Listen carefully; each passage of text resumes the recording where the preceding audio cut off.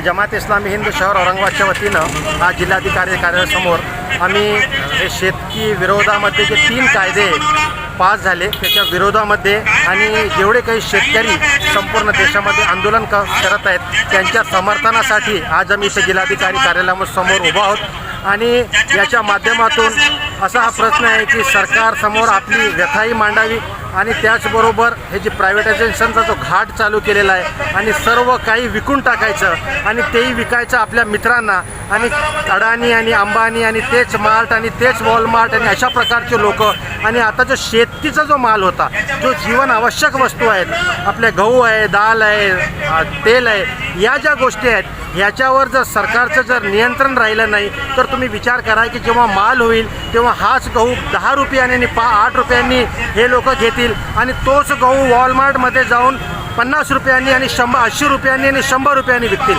जसं आज मक्याचं चालू आहे 8 रुपयामध्ये मका घेतात आणि 80 रुपये किलोमध्ये ते वॉलमार्टमध्ये विकत आहेत आणि मोठ्या मॉलमध्ये विकत आहेत. तर यामुळं फक्त शेतकऱ्याचाच प्रॉब्लेम नाही तर जी आम जनता आहे जे देशातील 135 कोटी लोक आहेत त्या सर्वांचा जीवन मरणाचा प्रश्न आहे. म्हणून आम्हाला असं वाटतं की प्रत्येकाने याच्या विरुद्ध उभं राहावं आणि यासाठी आम्ही जमात इस्लामी हिंदतर्फे आज इथं उभा आहोत आणि याच्या विरुद्ध हे प्रदर्शन करावं. सर आपलं नाव पूर्ण? मी इंजिनियर वाजिद कादरी जमात इस्लामी हिंद शहरातून. सिर्फ अदालत ने इतना कहना बाकी रख दिया था कि ये मस्जिद को शहीद नहीं किया गया था. उस दिन हवा तेज चल रही थी और मस्जिद खुद ब खुद बह गई है.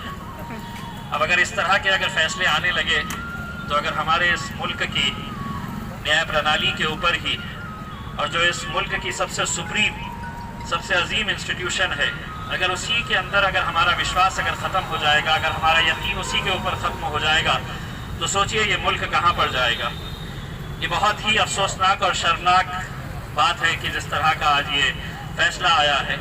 जितने भी 32 एक्यूज्ड थे उन्होंने वेलकम किया है इस जजमेंट का और हम भी वेलकम करते हैं क्योंकि हमें यकीन था कि जजमेंट कुछ इसी तरह का आने वाला है. तो हमें कोई हैरानी नहीं हो रही है. अब ऐसी ही उम्मीदें हमें लगा कर रखनी चाहिए. आज हम यहाँ पर जमात इस्लामी किसानों के हक के लिए किसानों की लड़ाई लड़ने के लिए यहाँ पर इकट्ठा हुई है. मैं सबसे पहले तो मुबारकबाद देता हूँ जमात इस्लामी को कि आज आप लोगों ने एक ऐसी आवाज़ को बुलंद करने की उन्हें ताकत देने की कोशिश की है जिनके लिए आज कोई आवाज़ नहीं उठा रहा है. ये बहुत ही अफसोस की बात है और जैसा आप लोगों ने देखा होगा कि लोकसभा के अधिवेशन के अंदर मैंने भी पुरजोर तरीके से किसानों के ये बिल के खिलाफ आवाज़ उठाई. कई ऐसी राजनीतिक पार्टियां हैं जो आज भी ये समझ रही है कि ये बिल किसानों के हक में है.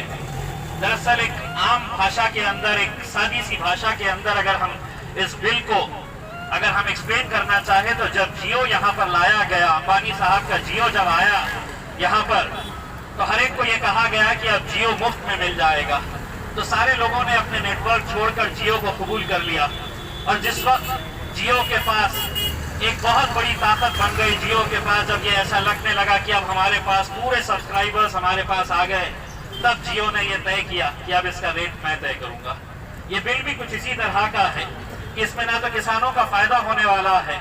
अगर फायदा किसी का होगा तो यकीन मानिए वो कॉरपोरेट हाउसेस का जिनके लिए मोदी सरकार और ये सरकार जितनी भी है ये हर चीज जो फायदे में हो सकती है जो लोगों की भलाई के लिए हो सकती है वो बेच दे रहे हैं. चाहे वो हवाई जहाज हो ट्रेन हो LIC हो बैंक्स हो जो भी चीजें जो लोगों से ताल्लुक रखती है वो सब बेच दी जा रही है. मुझे बताइएगा कि ऐसा कौन सा बिजनेसमैन है जो एक नुकसान में जाने वाली चीज को खरीदेगा. लेकिन क्या वजह है कि ये नुकसान में जाने वाली चीजों को सरकार बेच रही है और खरीदने वाले महज वही 2, 4, 5 लोग हैं. बार बार वही लोग आते हैं और वही खरीदते हैं. दुनिया में कोई ऐसा कारोबारी नहीं होगा जो ये जानता है कि मुझे इसमें से 2 पैसे नहीं मिलने वाले हैं. ये समाज सेवा करने के लिए तो ये खरीद नहीं रहे हैं. चाहे वो हवाई जहाज हो ट्रेन हो LIC हो बैंक्स हो. बैंक्स के अंदर आप बैंक ऑफ महाराष्ट्र को अगर देखेंगे तो प्रॉफिट मेकिंग बैंक है. लेकिन उस प्रॉफिट मेकिंग बैंक को भी आपने बोली के ऊपर लगा दिया है.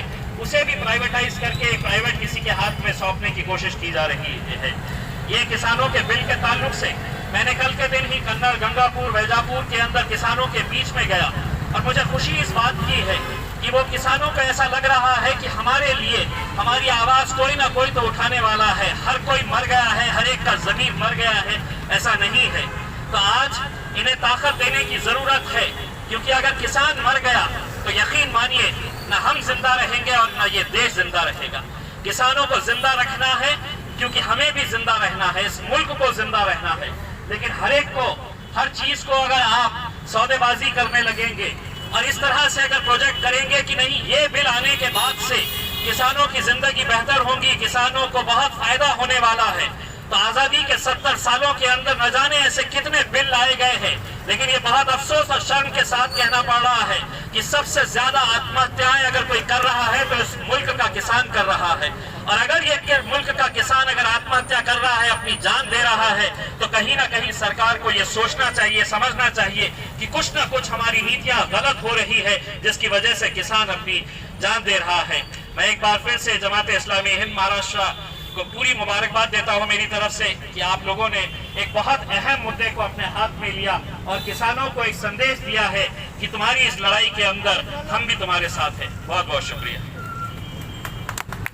आपका ये कानून किसकी दलाली के लिए है?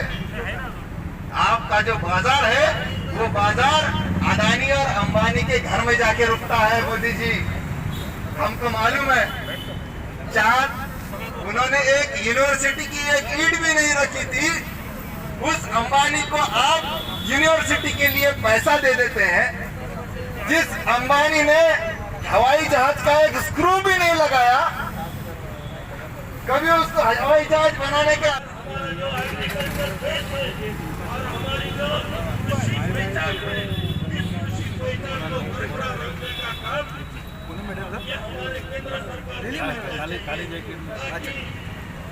हम किसानों को उद्ध्वस्त करने का, बर्बाद करने का काम करना चाहिए। इसलिए हम ये मांग करते हैं कि केंद्र सरकार ने जो कानून पास किए हैं वो अनकॉन्स्टिट्यूशनली पास किए हैं। उसको कोई कॉन्स्टिट्यूशनल बेस नहीं है, उसको कोई डेमोक्रेटिक बेस नहीं है।